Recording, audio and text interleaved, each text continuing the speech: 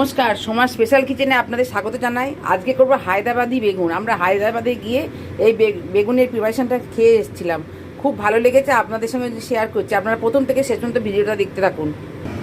এই যে এবার এই যে সাদা তিল আর এই কাজুটা, এটা শুকনো খোলায় ভেজে নেব।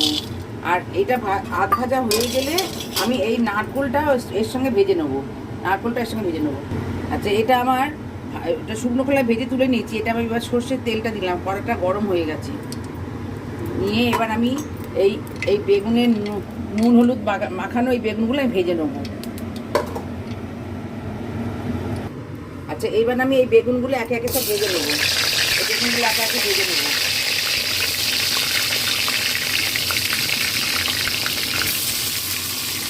আচ্ছা, এই বেগুনগুলো আমার ভাজা হয়ে গেছে। এবারে একে একে সব তুলে নেব, বেগুনগুলো সব তুলে নেব।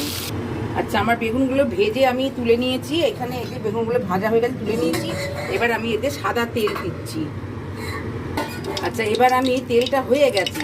এবার আমি এতে এই যে কারি পাতা, জিরে, সর্ষে আর মেথি এই আর কাঁচা লঙ্কা ফোড়নে দেবো।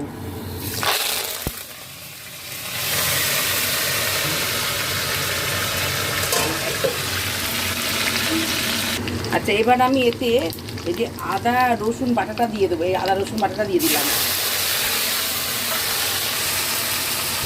আচ্ছা, এবার আমি দিলাম জিরে গুঁড়ো, এবার দিলাম ধনে গুঁড়ো, এবার গুঁড়ো লঙ্কা দিয়ে হলুদটা দিয়ে দিলাম। দিয়ে এবার আমি কষে নেবো।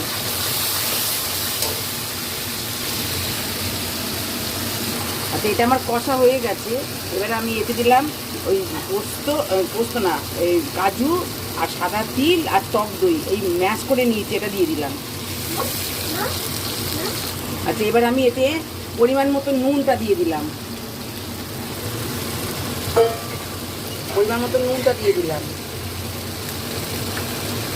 আচ্ছা, এটা আমার কষা হয়ে গেছে, তেল ছেড়ে দিয়েছে। এবার আমি একটু জল দিলাম। এবার জল দিয়ে আমি এটা একটু ঢাকা দিয়ে দেবো। আচ্ছা, এটা আমার এবার হয়ে গেছে, আমি ঢাকাটা খুলে দিলাম। দিয়ে এবার আমি এটা বেগুনের ওপর ঢেলে দেবো। এই যে এটা হয়ে গেছে, এটা আমি বেগুনের ওপর ঢেলে দিচ্ছি।